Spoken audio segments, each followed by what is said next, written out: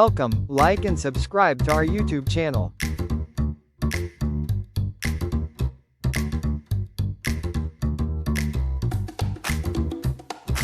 Visit our TikTok shop and website. Listen and subscribe to our health and wellness podcast channel at Apple and Spotify.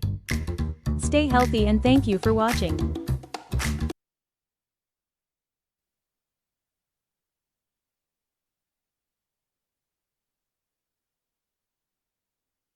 Kakilala. O kahit tayo, meron tayong mga estudyante sa ating bahay, meron tayong mga anak na nag-aaral, kaibigan, kapamilya, lahat po may mga estudyante, no? So our topic for tonight is very important to those students who are going back to school. But before I begin, let me introduce myself. I'm Hannah Cardona, former Admin Officer 5 of FDA Philippines. Ayan, so ating topic is a functional health approach to back to school wellness. Returning to the classroom, success starts with more than school supplies, di ba? It starts with your health. So paano sila makapag-focus? Because during vacation, medyo, yan, yung mga kanilang activities, kanilang hobbies, na iba sa routine. Diba? So, most of the students na ngayon ay, or yung mga nagbakasyon ng mga estudyante ay nag-focus, aminin natin, sa mga gadget, di ba? So, yung mga minsan, ultimo yung kanilang pagkain, hindi na on time. And minsan, kung ano na lang din yung gusto nilang kainin na available dyan. So, tonight, join our doctor as he explore how proper nutrition, immune support, stress resilience, and cellular wellness can help students to stay focused on school, no? And I'm proud to say because today's wellness session is powered by our speaker who brings energy, clarity, and real transformation wherever he goes.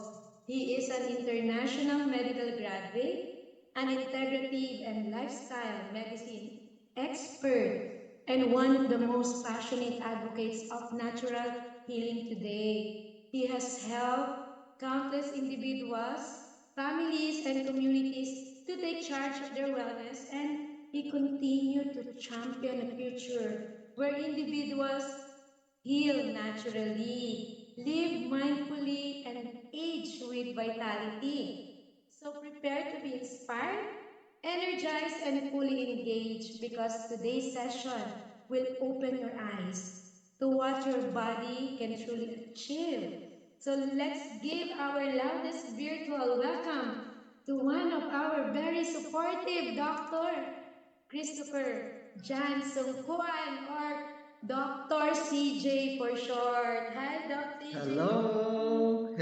Can you hear me, Ma'am Hannah? Clear, loud and clear? Loud Okay. and clear. Wow, so napakaganda ng topic po natin ngayon, no?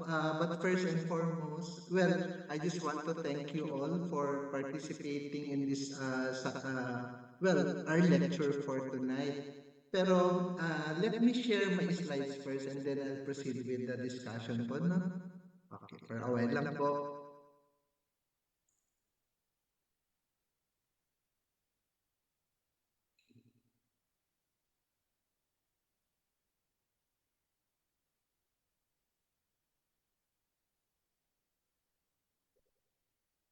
Okay, so I'll just share my slides. Okay. Nakikita na po ba, Ma'am Hannah? Just let me know kung... Okay. So, yan, ready na po ba tayo? Mga parents, guardians, sabihin na lang natin nag-aalaga ng mga bata. Okay, so, good day, everyone. Okay, so, and thank you for taking the time to join us today. So, my name is Dr. Christopher Johnson Kwan, sa hindi po uh, nakakaalam kung sino po ako. So just call me Doc CJ. And it is my pleasure to welcome you to our Heart and Health Education lecture entitled Prepared for Learning, a Functional Health Approach to to back to school wellness. Okay, so as our children prepare to return to school, many parents focus on school supplies, uniforms, and academic readiness. While these are important, we often overlook one of the most important foundations of learning. So, ito po yung tinatawag natin our children's health. So, a healthy child learns better, concentrates has a stronger immunity and is more prepared to face the challenges of school life. So kapag malusog ang ating mga anak, mas mataas ang kanilang energy, mas maganda ang kanilang focus sa klase, at mas mababa ang posibilidad na magkakasakit at umabsent sa eskwela. Tama po ba? So tonight, we will discuss practical and science-based strategies from a functional health perspective. So we will talk about how nutrition, sleep, physical activity, stress management, gut health, or even immune support can help children perform better both academically and physically. So ang layunin po natin dito sa Science Forum po natin or lecture po natin ngayon ay hindi lamang para maiwasan ang sipon, upo o iba pang karaniwang sakit sa paaralan, kundi upang matulungan din po natin ang mga magulang na makabuo ng mas malusog na lifestyle para sa buong pamilya. So as parents, guardians, or even caregivers, you play a very important role in shaping your children's health habits. Okay, so the small decisions we make every day, from the food we serve, ano pa po, to bedtime routines, to encouraging active lifestyle sa mga anak po natin, can have a lasting impact on their growth, development, and success in school.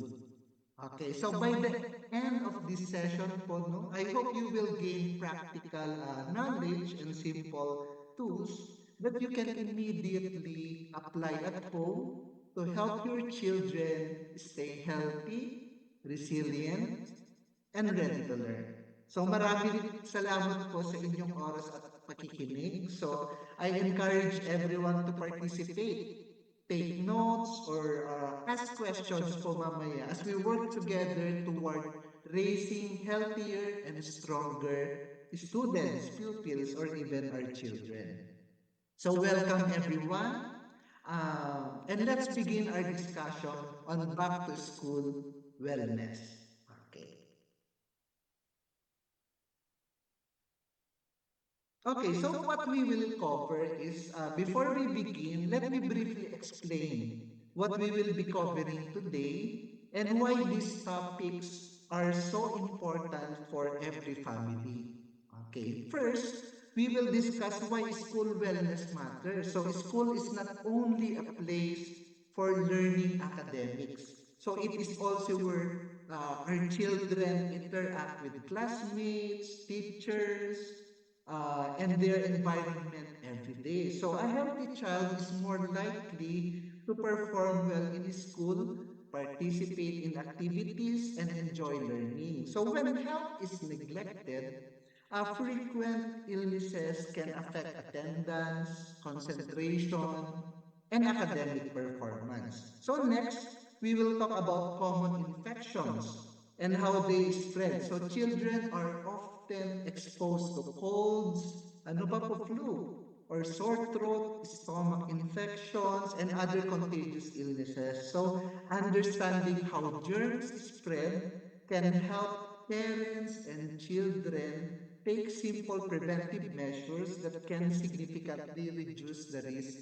of infection. So we will then cover building strong immunity. So paano natin i-enhance yung immunity ng mga anak po natin? So ang ating immune system, ang natural na depensa ng katawan laban sa sakit. So while no supplement or medicine can completely prevent illness, a strong immune system can help children recover faster and stay healthier throughout the school year. So another important topic is hygiene essentials. No?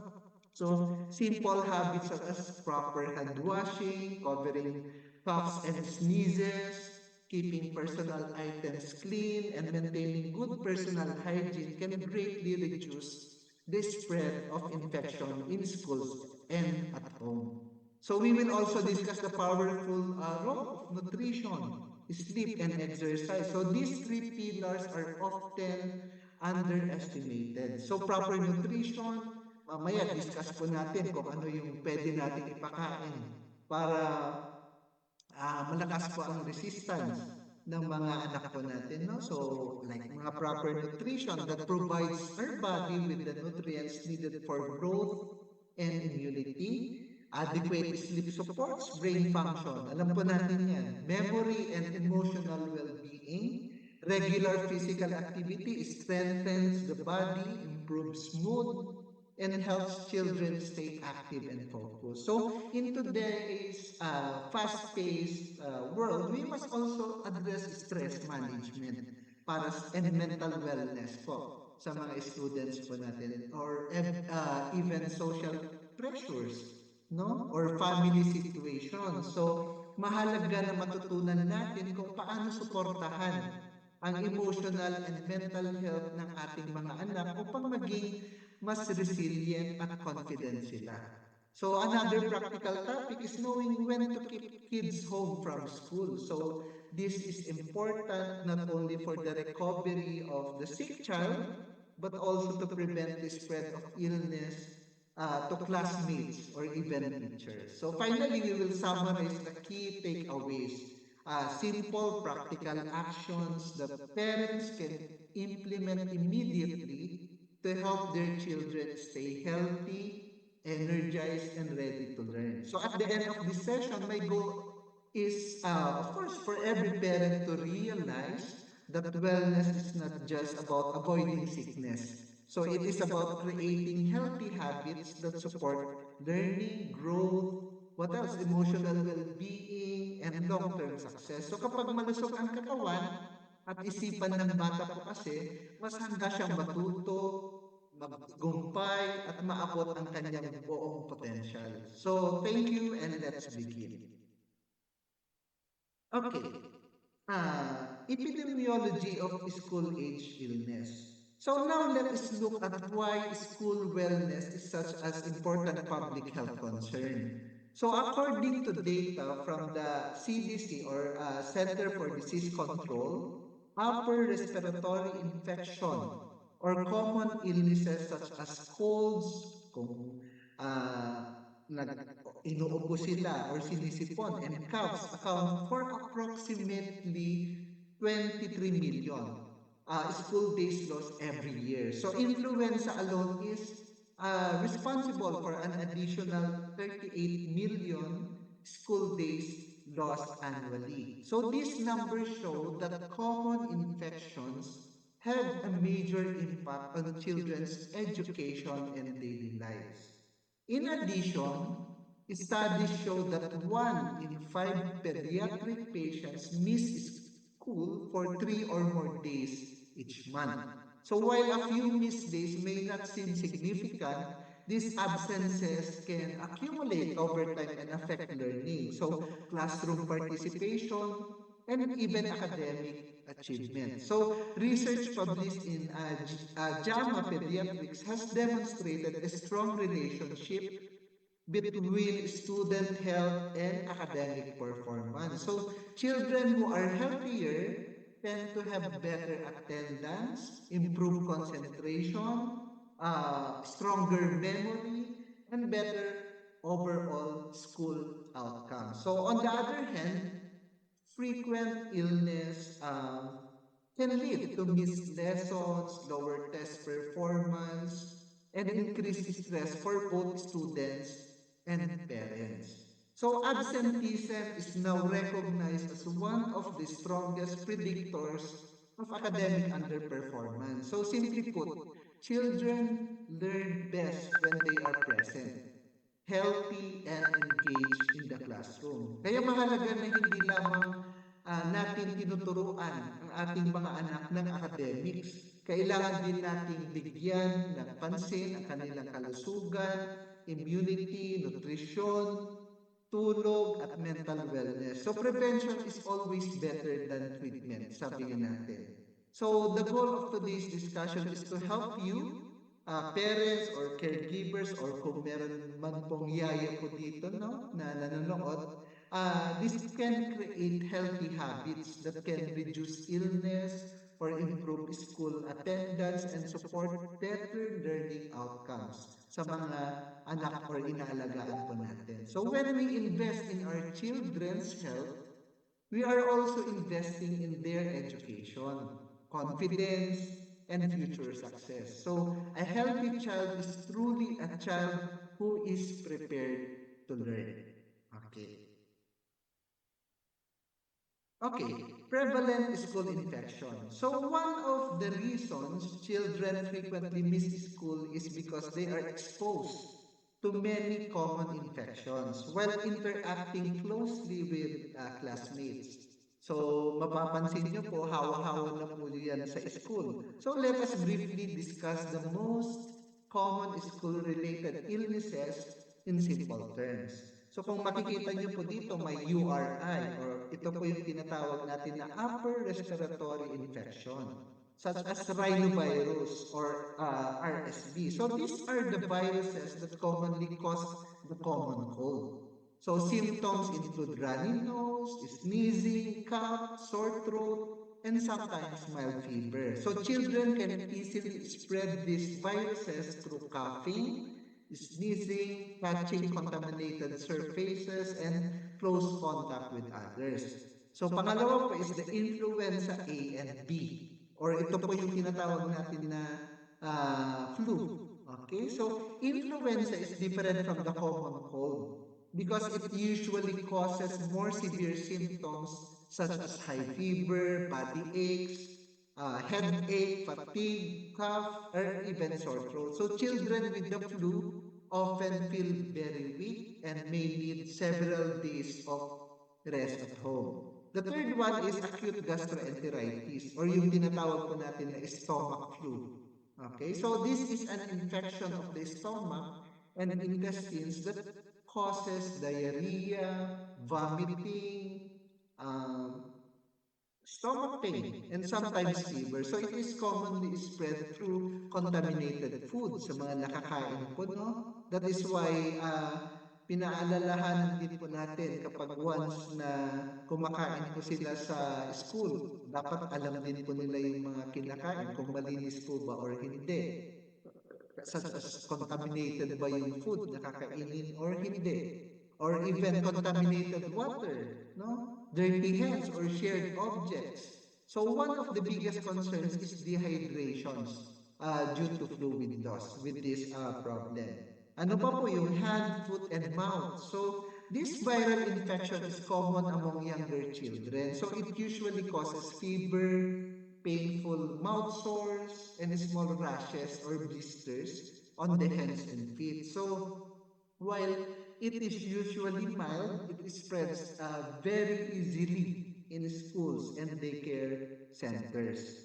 And then meron din po tayong tinatawag na group A streptococcal or gas, no? Or pharyngitis or strep throat ang tawag po namin. So this is bacterial infection that causes severe sore throat, fever, swollen tonsils, and difficulty swallowing. Unlike viral sore throats, strep throat may require antibiotic treatment as prescribed by a physician to prevent complication. And meron din po tayong tinatawag na infectious conjunctivitis or pink eye, or yung tinatawag po natin na sore eyes, no? So this is an infection or inflammation of the eye. So symptoms include red eyes, itching, naluluha or tearing, and sometimes yellowish discharge. So it spreads easily through contaminated hands, towels, tissues, or touching the eyes after contact with infected surfaces. So the good news is that many of these infections can be prevented through simple measures such as proper hand washing, or ano pa po, covering coughs or even sneezes, avoiding sharing personal items, getting adequate sleep, eating nutritious foods, and staying home when sick. So tandaan natin, schools are places for learning, but they can also be places where germs spread quickly. So by teaching our children healthy habits early, we can greatly reduce their risk of getting sick and help them stay healthy, active, and ready to learn throughout the school year. Okay, let's proceed to the next slide. Okay, transmission pathways in school settings.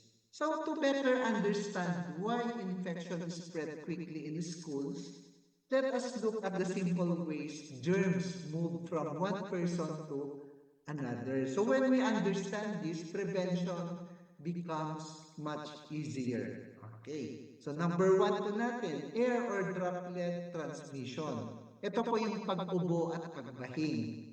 Okay, so when a child coughs, sneezes, or even talks, tiny droplets come out of the mouth and nose. So some of these droplets are heavy and fall quickly within about 1 to 2 meters, which is why close contact spreads illness easily. However, some are very tiny and can stay in the air for a while. So especially in closed or poorly ventilated classrooms. So this is how viruses like flu and colds can spread from one student to many others. Okay. What else? Paano po natra-transmit ang mga infection?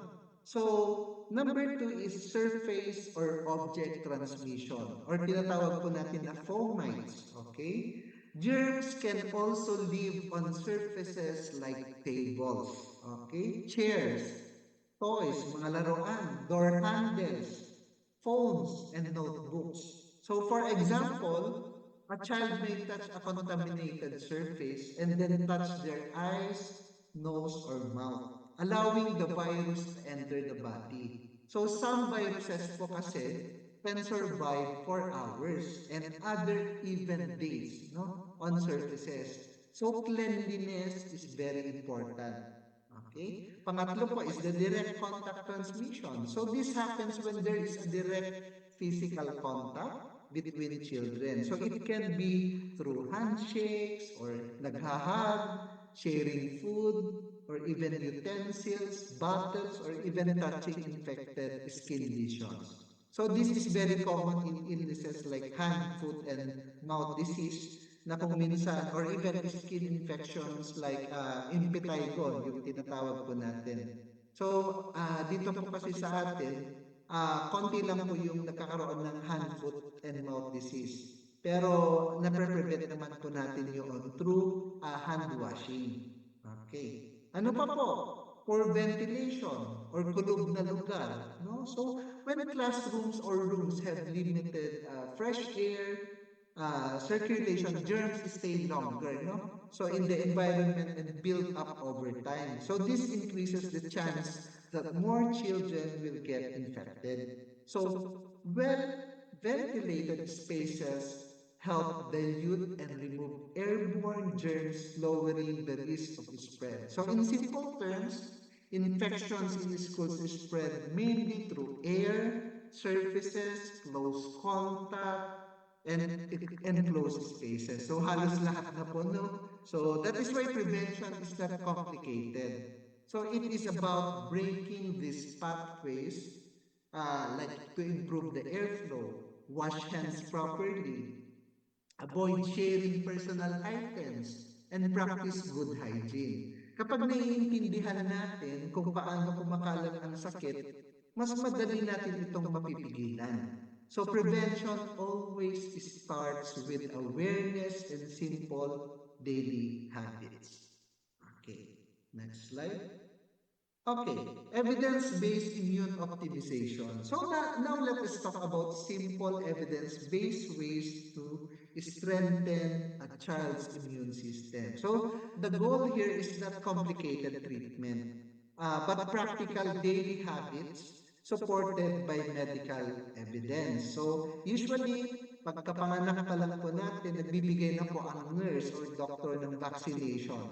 So kung makikita niyo po sa ano po natin, sa shoulders po natin, may mga bakuna or immunization marks, no? So one of the strongest protections against serious infections is vaccination. So following the recommended vaccine schedule helps protect children from diseases that can otherwise cause severe illness or complications. For example, the flu vaccine every year is recommended for all children 6 months old and older. So kung yung mahihina po yung immune system, then pwede po silang magpabakuna, lalo na sa mga bata, no? Pero later we will find out kung ano po yung makakatulong po sa atin para increase po natin ang immune system po natin. Okay, so this helps reduce the risk of influenza and its complication.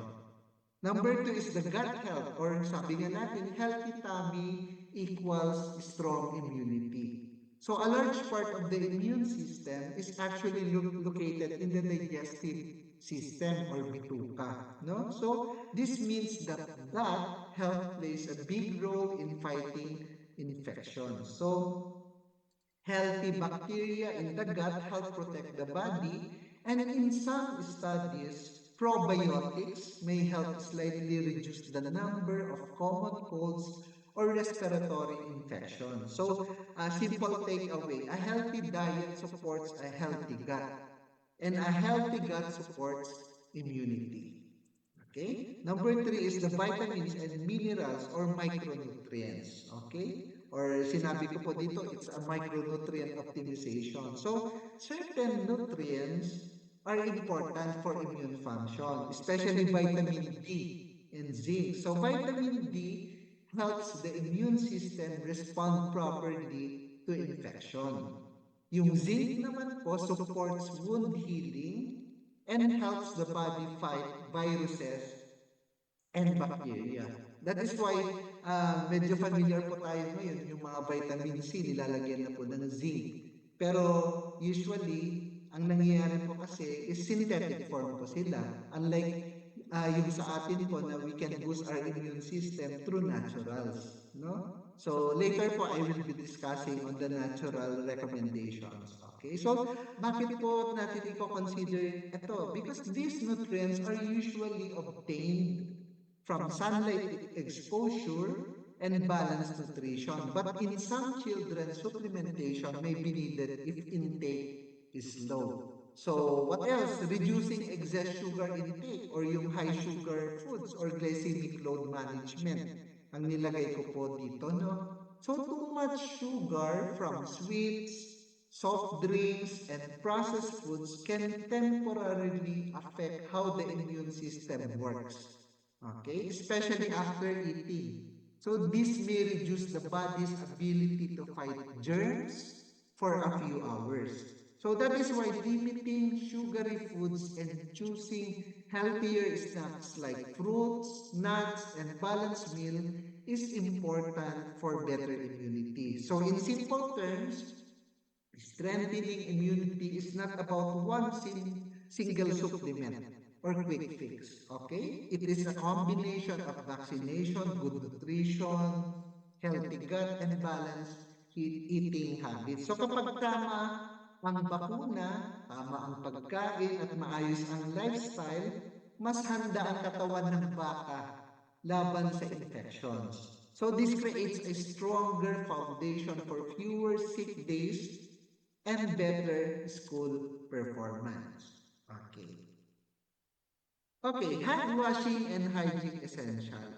So now let us focus on one of the simplest but most powerful ways to prevent illness in schools, like proper hygiene and hand washing.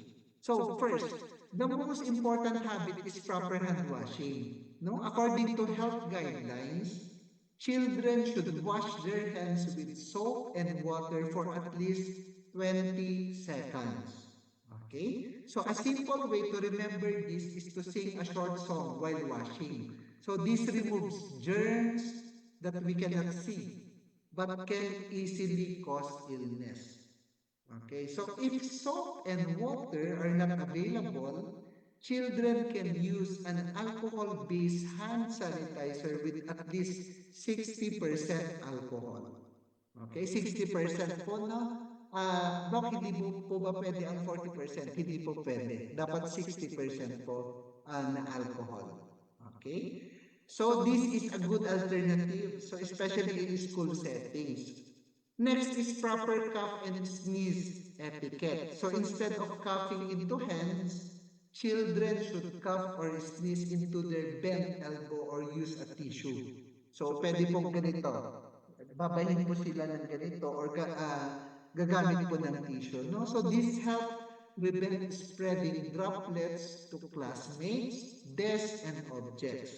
So we also need to remind children to avoid touching their face frequently, especially the eyes, nose, and mouth. So this is one of the easiest ways for germs to enter the body after touching contaminated surfaces. So another important step is cleaning commonly touched objects such as desks, doorknobs, pencils, ano pa po, cellphone, and shared school equipment. So regular cleaning helps reduce the spread of germs in classrooms. So finally, studies show that teaching children proper hand hygiene can reduce school absenteeism by 26% to 50%. So this means that simple habits like hand washing can significantly reduce sickness and missed school days. Okay? So in simple terms, hygiene is not complicated. So it is just consistency in basic habits. So wash hands properly, cover up cups correctly, keep hands away from the face, and maintain clean surroundings. No? So kapag natututunan ng mga bata ang mga tamang hygiene, malaking porsyento ng common infections po ay maiiwasan. So this is one of the most effective and affordable ways to keep children healthy and ready for school. Okay, next slide. Clinical nutrition for immune function. Now, let us talk about clinical nutrition and how food directly supports a child's immune system. So in simple terms, food is not just energy. So it is building material for the immune system. Okay. First one, fruits and vegetable or phytonutrients, no? So children should aim for at least 5 servings of fruits and vegetables per day as recommended by the USDA. Pero dito po sa atin, nire-regulate na rin po dito. So these foods contains vitamins like vitamin C, natural plant compounds called flavonoids and carotenoids. No? So in simple terms, these nutrients help strengthen the body's defense cells, especially the white blood cells that fight infection. Examples include, ano pa po, yung mga oranges, guava, apples, carrots, squash, spinach, and leafy greens. Okay. So, pangalawa po is the complex carbohydrates and fiber. Or ito po yung tinatawag natin na healthy gut fuel. No? So, healthy carbohydrates are found in foods like brown rice, oats, corn, sweet potatoes or kamote, and whole grains. So this also contains dietary fiber, which helps feed good bacteria in the gut. That is why kapag nagkakamote po tayo, maganda po ang bacteria sa ano po natin, intestines, no? Or even in our stomach. And a healthy gut supports a strong immune system because many immune cells are located in the digestive system. No? Certain vitamins like B6 and folate from these foods also help the body produce antibodies, which are proteins that fight infection. Okay. So, ano pa po? Pangatlo, it's the protein.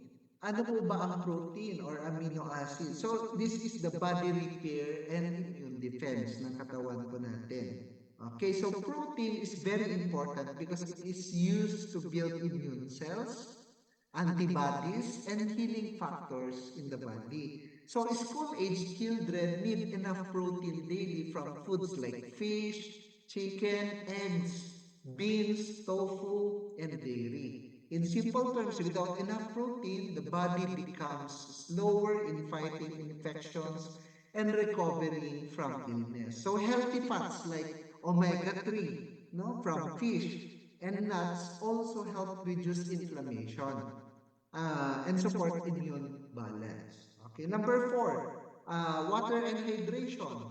No, so fluid and electrolyte balance. So water is often overlooked. So, but it is very important for immunity. So proper hydration helps keep the nose, the throat, and lungs moist. No, so which acts like a protective barrier against germs. So when a child is dehydrated, this barrier becomes weaker, so making it easier for viruses and bacteria to enter the body. So school-age children generally need around 1.7 to 2.4 liters of fluids per day. Okay, tandaan po natin yun ha. Hanggang 2 litro daw po ng tubig a day. Okay, depending on activity level and climate. So in simple terms, good nutrition for immunity is not complicated. So it is just balance. So more fruits and vegetables, that's for vitamins. More whole grains and fiber, para naman po yun sa gut health or dun sa stomach. Enough protein for, ano po yun, for repair and defense ng katawan ng bata. Enough water for protection and body function. No? So kapag tama ang pagkain ng bata, mas matibay ang kanilang immune system. So mas mabilis silang gumagaling at mas bihira silang magkasakit. So nutrition is truly one of the strongest foundations of school wellness. Okay. Okay. Let's proceed to the next slide. Okay, now let us talk about sleep hygiene. Okay, so which is one of the most important but often overlooked parts of a child's health and immunity. Okay, so sleep is not just rest. So it is the time when the brain develops the immune system, strengthens, and the body repairs itself. Okay, so according to sleep guidelines, ages 3 to 5 years of age, about 10 to 13 hours of sleep dapat na itulog ko nila. Ages 6 to 12 years old, about 9 to 12 hours of sleep, and ages 13 to 18, about 8 to 10 hours of sleep. So these hours are important because children who sleep less than recommended are more prone to infections, poor concentration, mood changes, and fatigue. Okay, so now let us look at simple sleep habits that improve health. No, consistent sleep schedule. So children should sleep and wake up at the same time every day, even on weekends. So this helps the body's internal clock, or tinatawag po natin na body clock, stay balanced, making it easier to fall asleep and wake up refreshed. No? Pangalawa po, reduce screen time before bed. So it is important to avoid phones, tablets, and TV at least 30 minutes before sleep. So the blue light from screens reduces the release of melatonin, the hormone that helps the body feel sleepy. So this can delay sleep and make children restless at night. That is why kapag nagsa-cellphone po tayo, kapag gabi at habang nakahiga po tayo, hindi tayo inaantok because of the blue light. So the reason why hindi po tayo makatulog dahil nire-reduce po niya yung release of melatonin. No? Ang melatonin po is a sleep hormone po. So that is why i-avoid po natin ang gadgets 30 minutes before po tayo matulog.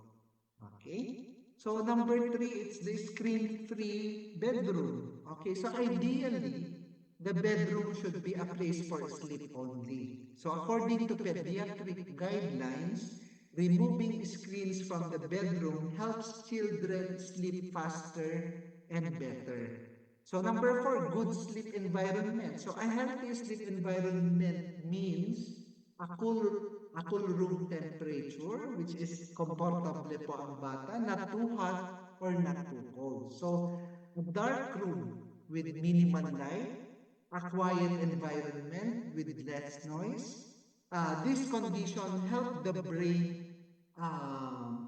relax and improve sleep quality. So in simple terms, good sleep means enough hours, consistent timing, less screen exposure, and a calm sleeping environment. So kapag sapat at maayos ang tulog ng bata, mas malakas po kasi ang immune system. So mas maganda ang focus sa school at mas stable ang mood at behavior. So sleep is truly a natural medicine for growing children. Okay. Okay, the physical activity guidelines. Okay, now let us talk about physical activity and movement. So which are very important for a child's immune system, growth, and overall school performance. So according to the World Health Organization and AAP guidelines, so children should have at least 60 minutes of moderate to vigorous physical activity every day. Okay. So this does not mean structured sports only. So it can include running, playing outside, cycling, dancing, or active games. So the key idea is to keep the body moving and active. So in addition, muscle and bone strengthening activities should be done at least 3 times per week. So these include activities like jumping, climbing, push-ups, or sports like basketball or gymnastics. So this help build stronger bones, better posture, and overall physical resilience. So another important benefit of outdoor activity is the vitamin D production. So when children are exposed to sunlight, especially around midday for about 10 to 15 minutes, the skin naturally produces vitamin D. So this vitamin is important for immune strength and bone health. So simple and safe sun exposure can already make a big difference. No? So physical activity also improves heart and immune function. So regular exercise or physical activity helps improve blood circulation as well and strengthens immune cells that fight infection. So this is why active children often get sick less frequently and recover faster. So on the other hand, too much sitting or screen time can negatively affect health. So the American Academy of Pediatrics recommends limiting recreational screen time to 1 to 2 hours per day. So prolonged sitting and inactivity may weaken immune response and affect overall metabolism. That is why ang dami na pong matataba na bata ngayon kasi wala na pong physical activity. Para palagi na lang pong nakatutok sa screen, cellphone or tablet or even computer, no? So, in simple terms, movement is medicine for children. So when they are active, their body becomes stronger, their immunity improves, and their brain functions better for learning. So kapag ang bata ay active, mas healthy siya. So mas alert din po sa klase at mas protected laban sa sakit. So encouraging daily physical activity is one of the most powerful habits we can build for lifelong wellness. Okay. Next one is the psychosocial wellness and resilience. So, okay. Or simply, this is the emotional and mental health of children. Okay, this is just as important as physical health because the mind and body are deeply connected. Okay. Number 1, listening and emotional support. So children need a safe space where they feel heard and understood. So when adults practice active listening, meaning we truly pay attention and validate their feelings. So children become more emotionally secure and confident. So in simple terms, when a child feels heard, they feel safer and less stressed. Okay. Number two, breathing and relaxation techniques. No? Simple techniques like slow breathing or deep belly breathing can help calm the body and mind. So these practices reduce stress or even stress hormones, no? And help children feel more relaxed, especially during exams or stressful situations. Even a few minutes a day can help reset their emotions. What else? Daily routine and structure. No? So children feel more secure when they know what to expect each day. So a consistent routine for sleep, meals, study, and play helps reduce anxiety and improves focus and behavior. So in simple terms, predictable routines help children feel organized and less overwhelmed. What else? Peer social support or friendships or even social connection. No? So positive relationships with classmates and friends are very important. So social support helps protect children from anxiety and depression and improves emotional strength. So children who feel connected to others are generally happier and more resilient. Okay, what else? The activity load management. So balance activities and rest. So while activities like schoolwork, tutoring, and sports are important, too much pressure or overscheduling can cause stress and fatigue. So children also need free time for play, rest, and creativity. So this unstructured play helps the brain develop, improves imagination, and reduces stress. What else? Early identification of emotional concern. So it is important for parents and teachers to notice early signs of emotional difficulties such as persistent sadness, anxiety, or behavior changes. No? So, sa school po kasi may mga screening tools, no?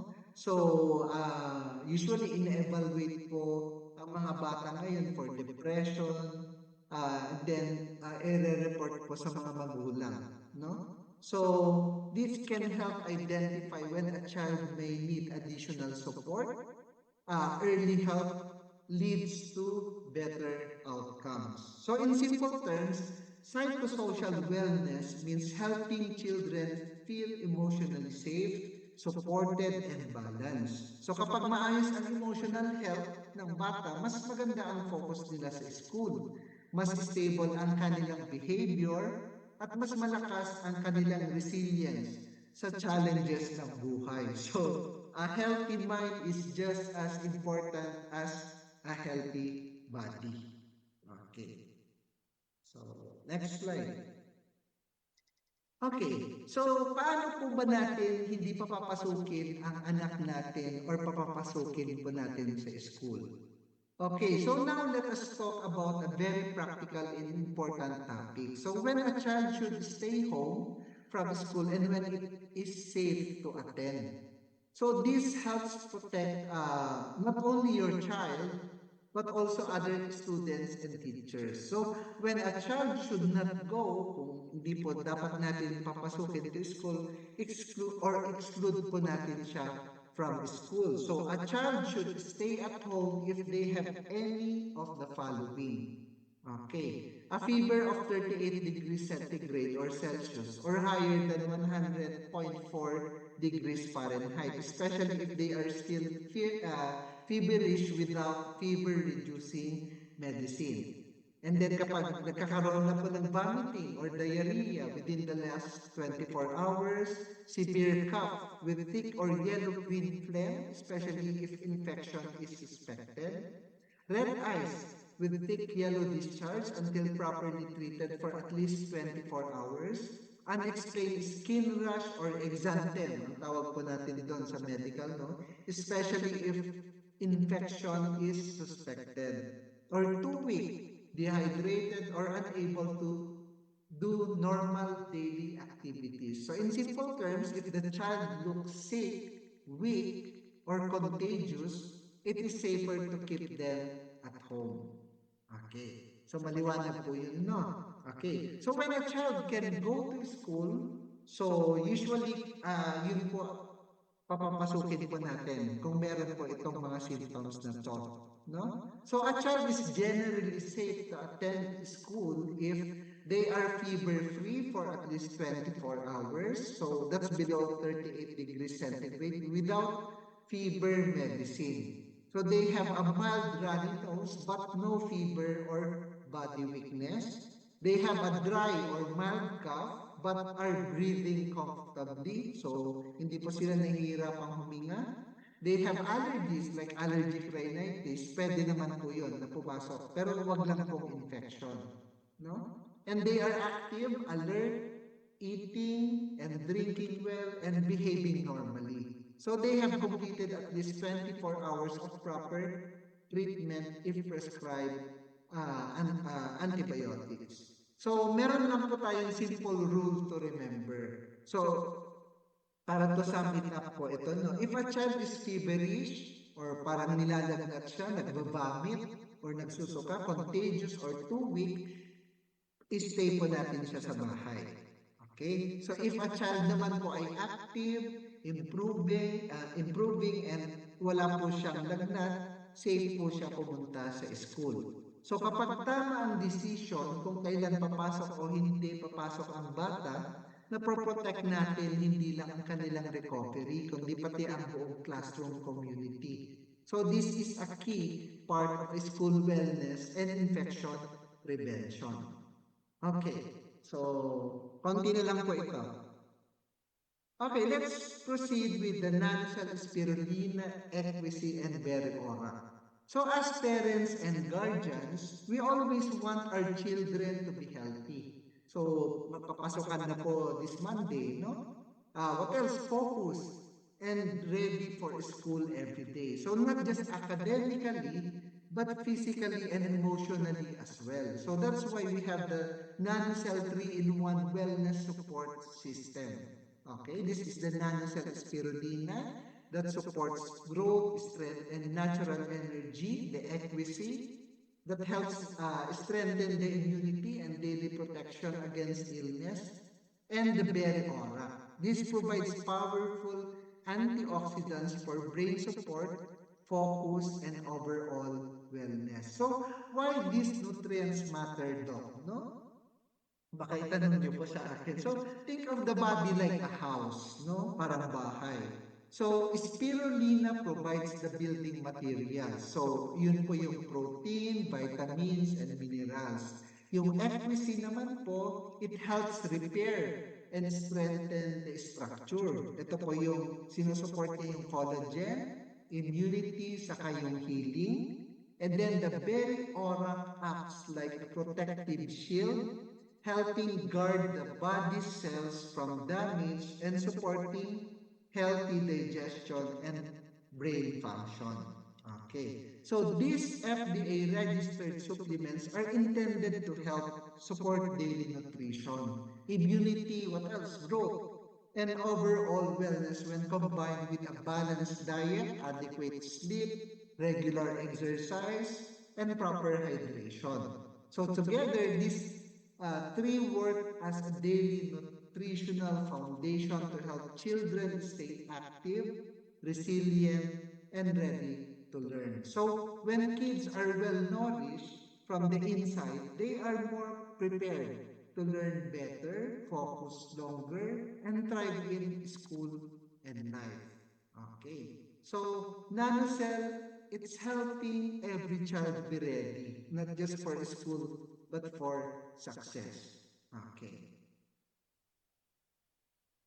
Next slide. Okay, nature's superfood is spirulina, as we all know po, no?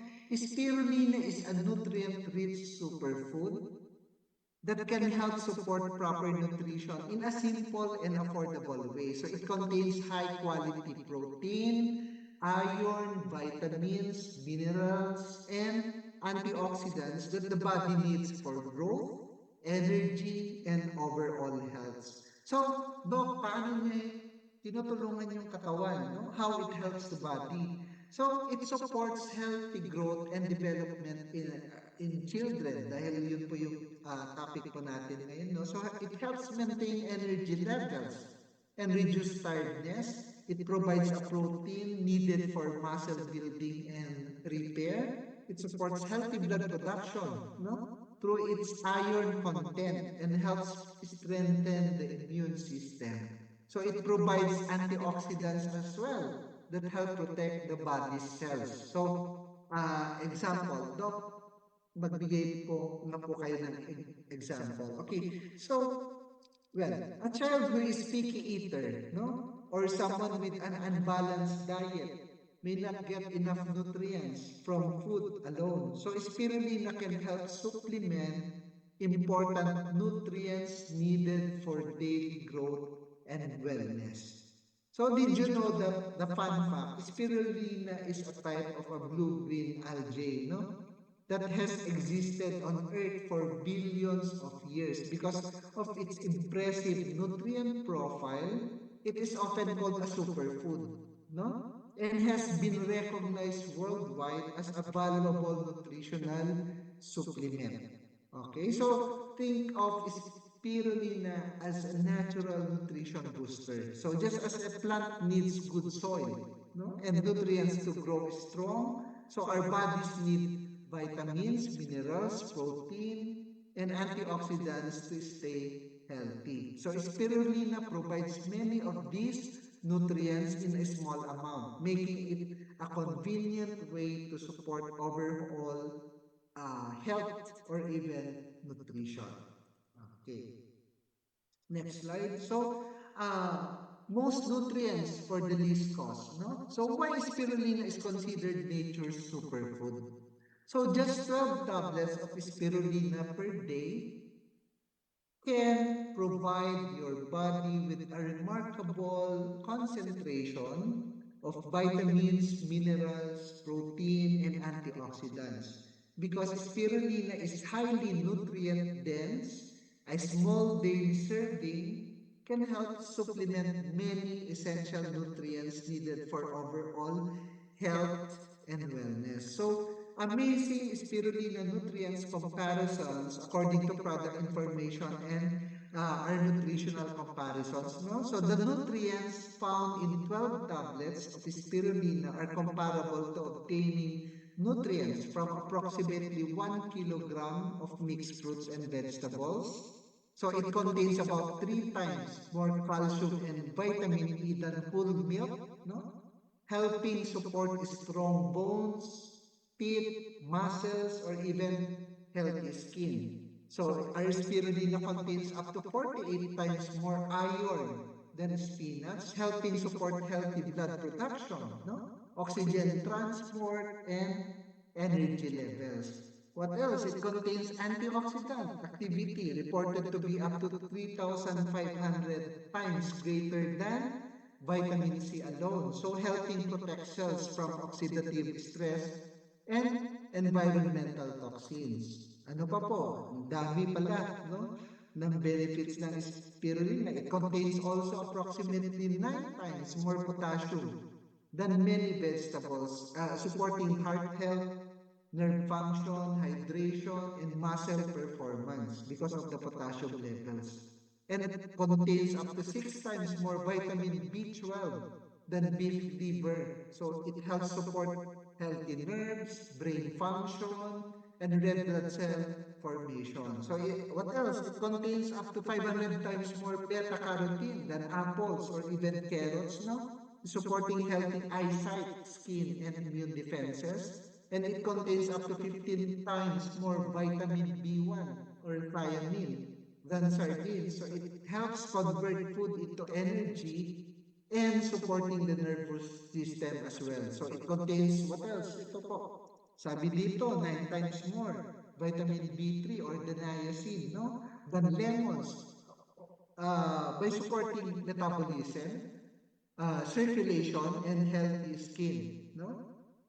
And it contains up to 45 times more vitamin B12 than strawberries. So it contributing to energy production and healthy nerve function. So while spirulina should not replace a balanced diet, it serves as an excellent nutritional supplement that helps fill nutritional gaps and supports overall wellness for children, adults, and seniors alike.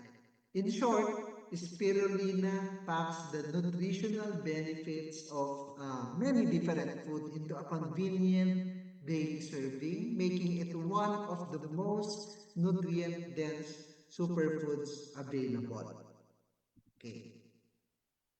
So did you know spirulina and the Chernobyl? So after the Chernobyl nuclear disaster in 1986, some reports and small-scale programs look into nutritional support strategies for affected populations. So especially children exposed to contaminated food and environments. So one of the substances studied in research settings was spirulina because it contains chlorophyll and antioxidants. What else? Protein and micronutrients and compounds that may help support general detoxification pathways in the body. So I just need to give important clarification now.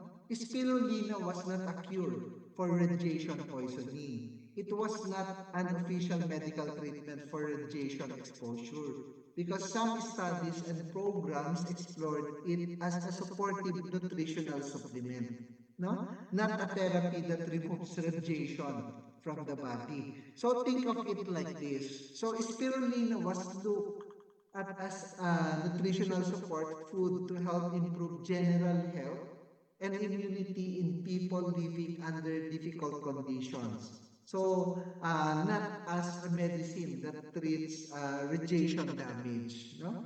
So why people associate spirulina with this story, no? Because spirulina is rich in antioxidants, no? It helps protect cells from damage, from the Chernobyl, no? Nutrients that support immunity and natural pigments like chlorophyll often linked to detox discussion. So it became widely discussed in wellness communities, no? Itong spirulina. And over time, the story was amplified in health marketing, sometimes beyond what scientific evidence directly confirms. Okay. Okay, I'll proceed to the next slide. So not all spirulina brands are equal. So why not all spirulina brands are equal? So not all spirulina products are the same because quality depends on purity, kung saan siya sinurse, kung clean water ba, etc. Okay. What else? Nutrient concentration, processing method, proper drying and storage. That's why Ma'am Hana, dito siya to discuss about our FDA licenses, no? So, mas maganda ang high quality spirulina dahil mas mataas ang nutrients at mas safe gamitin. Katulad ng non-cell products po natin. Okay. So, it contains chlorophyll, no? So, we call this the green pigment in plants, no? Ang chlorophyll. So what it is? So chlorophyll is the green pigment in plants that helps them convert sunlight into energy. We call that photosynthesis, no? So the benefits of this chlorophyll supports the natural detox functions of the body. It helps improve bowel movement and digestion. What else? It supports immune system health. Uh, may help improve blood quality and oxygen support. So, there's a simple idea. Parang cleaning agent siya ng plants and supports body cleansing function. Okay. Our spirulina contains also red carotenoids, or we call this protective plant pigments. No? It includes beta-carotene, lutein, zeaxanthin, lycopene, astaxanthin, etc.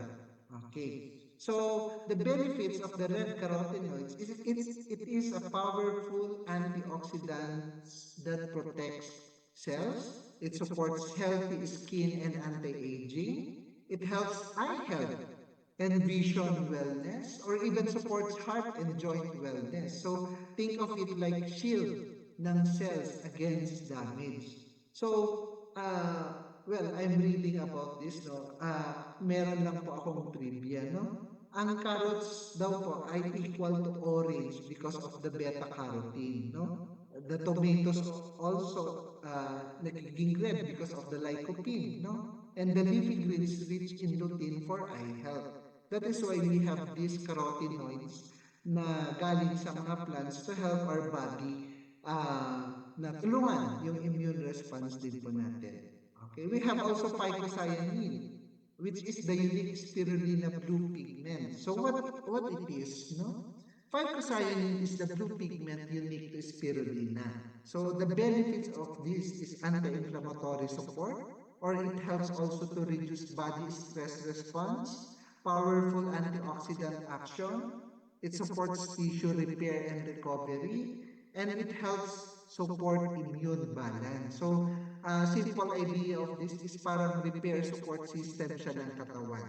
Okay? So, this is what gives spirulina its blue-green color because green is from the chlorophyll and the blue is from the phycocyanin. Okay, remember that. Okay. The yellow carotenoids. Okay. Yellow carotenoids or the vitamin A source. Okay. What they are. So plant pigments that can be converted into vitamin A. Okay. So the benefits of this is it supports healthy eyesight, no? It strengthens immune system. It helps skin health and cell growth. It supports normal development. So we all know that vitamin A is equals to vision plus immunity vitamin. So there is a certain trivia about this that vitamin A deficiency can lead to night blindness. Kaya important ang carotenoids. Okay? So I'll proceed to the next slide. Okay, we have FVC, no? Okay, wellness made simple. So FVC is a natural vitamin C from Camu Camu berry in a chewable tablet form for kids that's 3 years old to adults. Okay, so its benefits is boost immunity, it helps protect the body from colds and infections. It gives also energy support that helps reduce tiredness. It helps wound healing. It supports faster repair of skin and tissues and improves iron absorption. So it helps prevent weakness and fatigue. What else? It supports skin and collagen. So good for skin, gums, and joints. And it's gentle on stomach. So it is safe also for daily use. Okay. So Camu Camu is a superfruit, no? It's very rich in vitamin C. So mas potent than common fruits like oranges.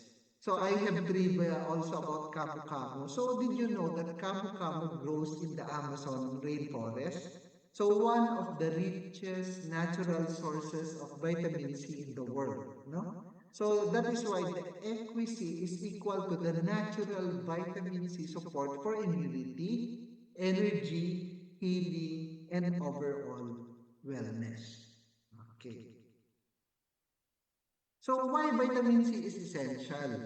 So vitamin C is a key nutrient that helps the body stay strong and healthy. So its main benefits is it boosts the immunity, no? It helps fight infections.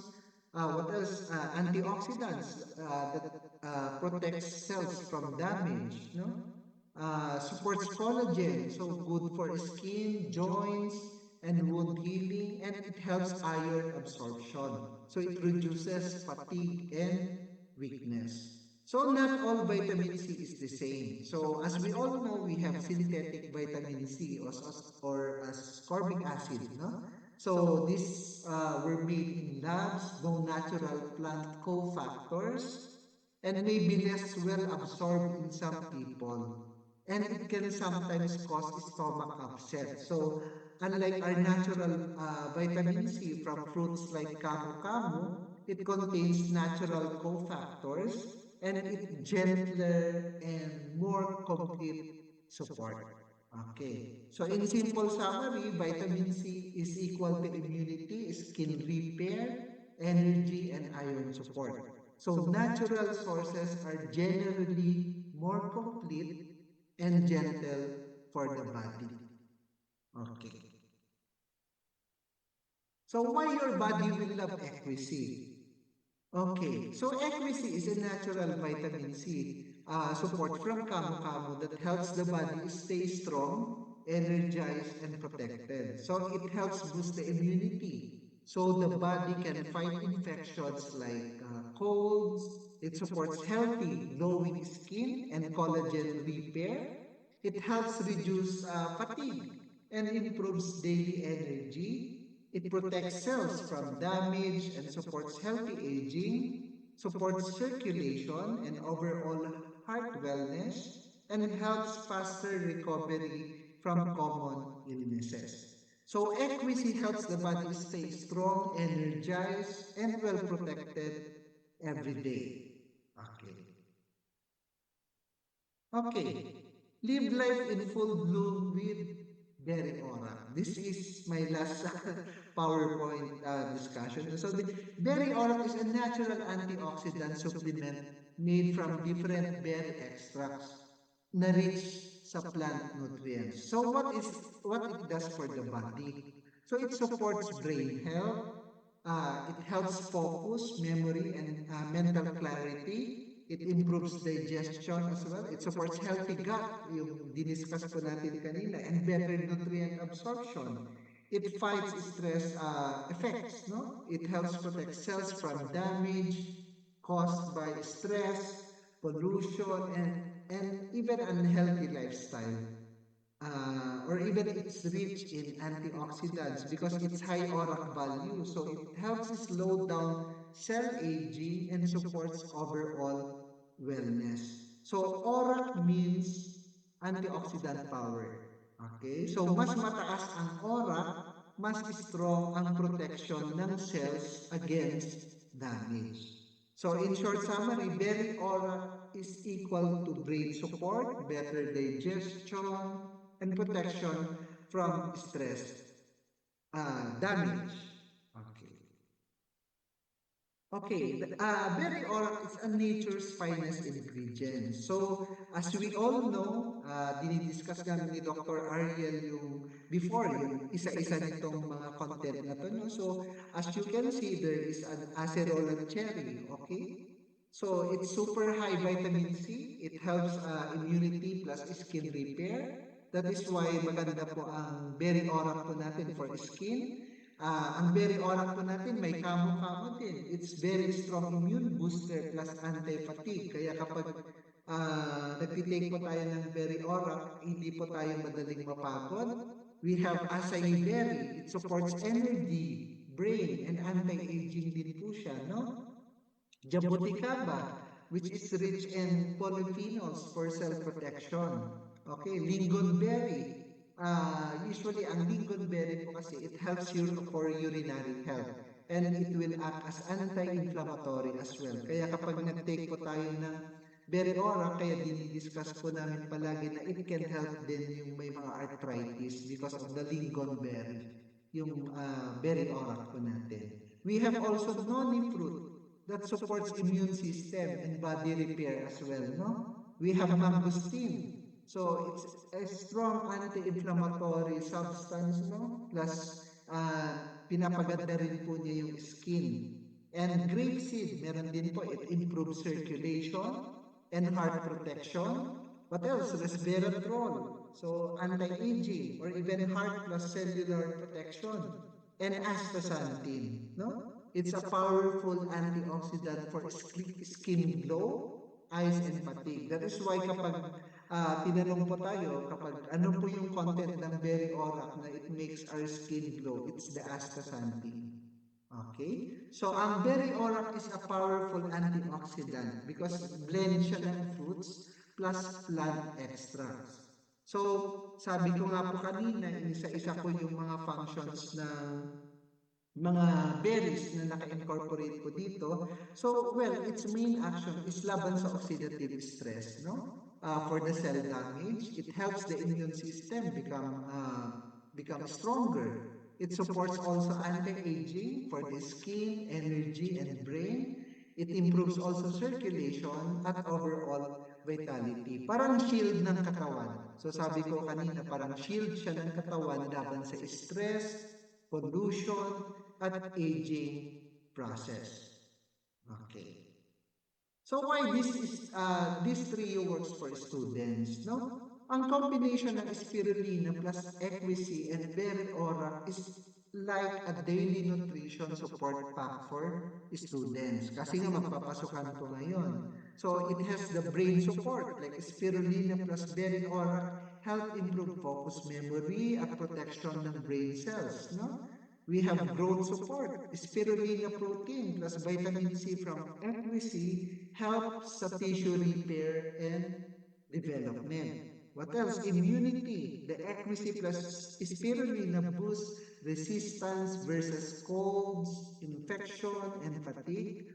And digestion and absorption. No? Berry ora helps improve nutrient absorption and gut health. And energy and recovery, it helps reduce yung pagod, stress, and supports faster recovery. So parang complete daily support para sa mga estudyante po natin and para din po sa atin for our brain immunity, growth, at energy in one routine. Okay. What prepared students look like? Okay.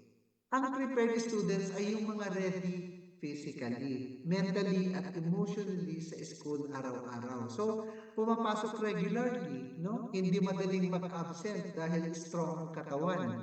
Active sa class, so nakakasabay at nakakapag-participate sa lessons, may stable energy, hindi mabilis mapagod or antukin. Kaya, kumbaga, kaya din niyang mag-handle ng stress. So, diniscuss po natin about psychosocial concerns kanina. So, mas calm kahit may exams or deadlines and focus sa learning. Mas attentive at interested sa school. So, kapag healthy ang body at mind ng estudyante po natin, mas ready siya mag-aral, mas productive, at mas successful sa school. Okay. Okay, so prepare them for more than school. So ang backpack kaya magdala ng books, no? Pero ang healthy body at strong mind ang nagdadala ng pangarap ng isang bata. So bilang parents, guardian, caregivers, gusto natin simple lang. Dapat hindi sakitin ang ating mga anak, no? Or ating mga inaalagaan bata. May energy pumasok araw-araw kung kaya mag-focus at matuto, lumalaban sa stress at pagod. Dahil ang tunay na preparation ng bata hindi lang grades, no? Kundi lakas ng katawan, tibay ng loob, at clarity ng isip. Okay. Sa tulong ng spirulina, equisy, at berry ora, we support their immunity. So para hindi madaling magkasakit, brain focus para mas malinaw mag-isip at matuto sa school, no? Energy and recovery para hindi madaling mapagod, resilience para kaya ang daily challenges ng school at life. Okay. Okay. So, well, now to close this section, let us summarize everything in a very simple and practical way, no? All the strategies we discussed today, the proper hand washing, good nutrition, and enough sleep, are not just basic habits. So these are proven ways to prevent illness and significantly reduce school absences. So when children follow the recommended vaccination schedule and regularly visit their doctor for well-child checkups, we are able to prevent many serious and common childhood illnesses before they even start. So these preventive visits are a key foundation of long-term child health. Okay, so we also learned that a child's health is not only physical, no? Emotional well-being, behavior, sleep, activity level, and overall development should also be checked regularly. So when we look at the child as a whole, the body, mind, and behavior, so we are able to support them better in school and in life. So most importantly, when parents and families are actively involved in building healthy habits at home, children benefit greatly. So they attend school more regularly, perform better academically, and develop stronger long-term health awareness. So kapag buo ang suporta ng pamilya at tama ang preventive care, mas nagiging healthy, confident, at ready to learn ang bata. So hindi lang sa school kundi sa buong buhay nila. So what we covered today is not just information. So it is a practical guide that can be applied every single day at home and in school. So from hygiene and nutrition to sleep, palagi namin sinasabi ni Dr. Ariel, physical activity, mental wellness, and knowing when to stay home. These are simple steps, but they create a powerful impact on a child's health and learning. So to our parents who are listening right now, your role is truly central. No, you are the first teachers of health habits. So the choices you make at home, what food is prepared, how bedtime is managed, how emotions are supported, this shape your child's immunity, focus, and resilience. To our students, kung may mga nakikinig po ngayon, your participation also matters. Learning how to wash your hands properly, no? Getting enough sleep. Sabi nga ni Ma'am Hana kanina, yung palaging nagse-cellphone or nagla-laptop kapag kapag oras na ng pagtulog. What else? Eating healthy food, staying active, and speaking up when you feel unwell are all part of becoming responsible and healthy learners. So, school wellness is shared responsibility, no? It is not only the school's job and not only the doctor's job. So, it is a partnership between family, students, and the community working together. So, if we apply even a few of these habits consistently, we can reduce illness, improve attendance, and help children perform better academically while feeling better physically and emotionally. So let us remember, a healthy child is a better learner, a more confident individual, and a stronger future adult. So thank you once again for your time, your attention, and your commitment to your children's health and future. So let us continue working together in building a healthier, more prepared generation starting today. That's it for now. Thank you very much, po. Ayan, thank you so much, Doc CJ and dear partners. Let us give our loudest virtual clap to Doc CJ, no? Doc, thank you so much. Napakaganda ng topic natin ngayong gabi, no? Kasi everyone of us na nandito sa Zoom natin, and of course, yung mga nakikinig sa atin dyan live sa Facebook. Of course, meron tayong anak na nag-aaral, o di kaya may kaibigan tayo, may mag-anak tayo na merong mga anak na nag-aaral. And this coming Monday. So, ito yung first school day. Ulit, back to school ng mga kabataan, no?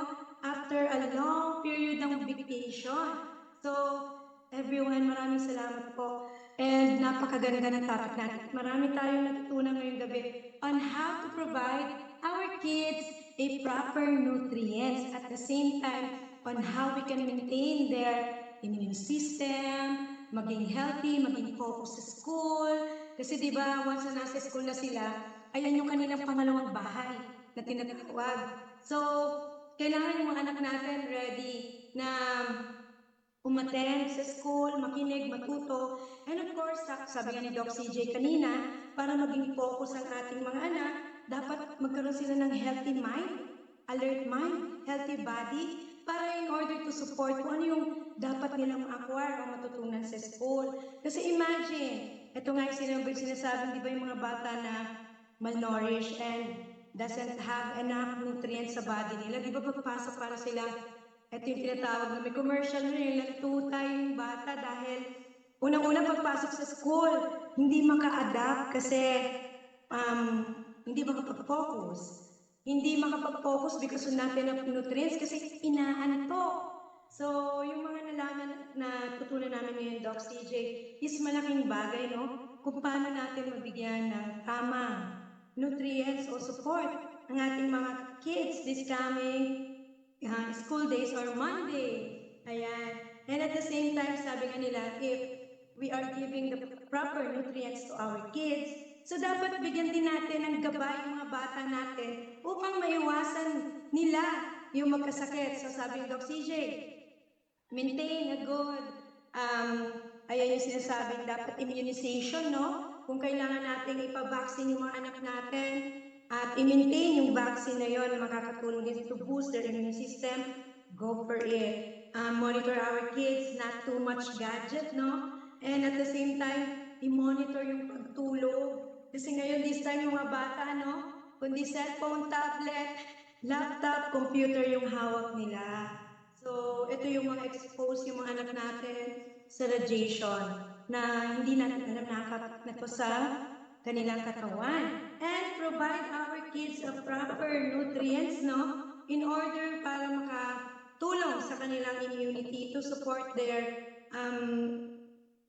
immune system. Ayan. So, taking spirulina, FEC, Periora, ayan. Makakatulong ito sa kanila. Okay. Sandali lang po. May kumakatok sa bahay. Ayan po, dear fathers. Baka may mga meron kayong questions or katanungan. You can pin your questions sa ating chat box and we'll attend to your questions po, no?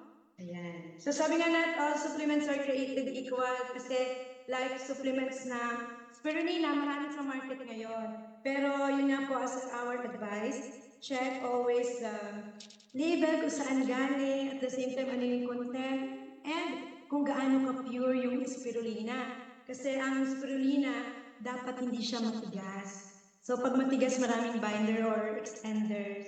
So ayan, ayan Doc CJ. We're now open for our question and answer. You can type in your questions po para masagot po natin kung may mga katanungan pa sila. Ayun, may nakikita akong question, Ma'am Hana, no? So, from Sir Victor, so I would like to ask how ideal dosage for its supplements is recommended for kids for immune support. Well, actually, Sir Victor, no, typically, in terms of our equity, it's like candy po kasi yun. So it's parang kakainin lang ng bata. So ang problem with typical chewable vitamin C kasi sa labas na pino-formulate, sir, is well, it's our ascorbic acid. Unlike sa atin po na more on natural. So the maximum amount po is at least mga 15 tablets po a day for a child. The problem po kasi it's yung dun sa absorption. Okay?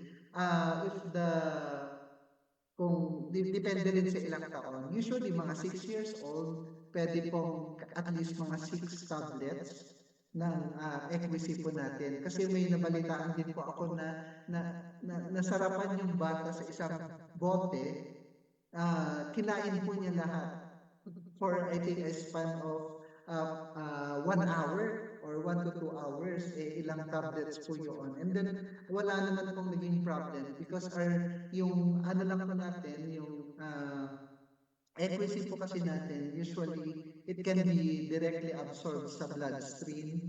Pero wala din, hindi po, just what I discussed a while ago, na hindi po siya nagkukos ng stomach upset. So, there will be no problem because the ascorbic acid ano po natin, in our equity product, i-absorb lang sa body, and then yung kung may excess man po, imimicturate lang or urinate po ng bata.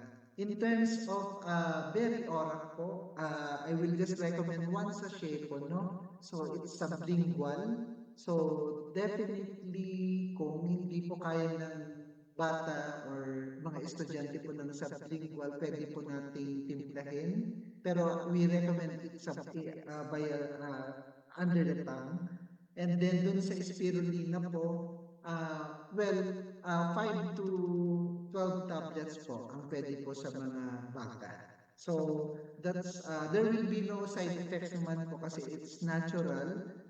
Palagi namin sinasabi din ni Dr. Ariel na we should maximize kasi supplement po siya, no? Or more on mega dosing.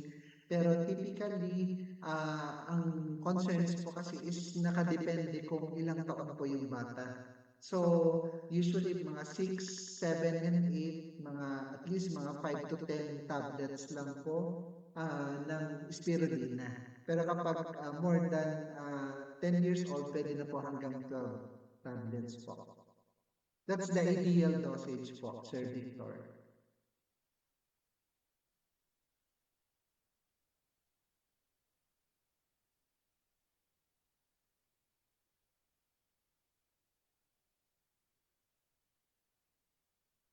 Okay, is there any questions po po? Hello, Doc. There's another question here. Good PM po. Doc, ano po ang recommended dosage sa mga senior na may gout? Okay. Well, we recommend po at least 12 tablets daily po, no? Palagi ko pong sinasabi ito, I've asked Dr. Sheila about taking spirulina tablets kasi is there a maximum, sabi ko. Sa kanya, nasabi po niya sa akin dati, she takes 60 tablets daily, spirulina tablets, and wala pong naging problem. Para kay Ma'am Teresita, usually okay na po ang 12 tablets daily po ng spirulina, ma'am, to address po yung gout. Pero dun sa gout po kasi, we need to assess kung talagang elevated po ang uric acid, so we will limit also yung purine intake nyo po, no? So kung baka nakakakain po tayo ng food na rich in purine, so ipapalimit din lang po natin yun. Pero if you have laboratories po, then you can send us and then we will give you free programs po, nanocell protocols po, enable for us to check your data po, especially your diagnostic results po. So, just send us po yung laboratory results, then we can reply back naman po with your designated protocol. Apo. Thank you po. Thanks, Doc. Doc, although hindi na-discuss kanina, how about carbacrol? Well, carbacrol, it's a good choice, sir, because it's anti-inflammatory, no? It's from oregano. Typically, we recommend that 3 times, no? 3 times a day para for gout talaga. Pero maganda rin kasi ang blue gluta po natin with gout.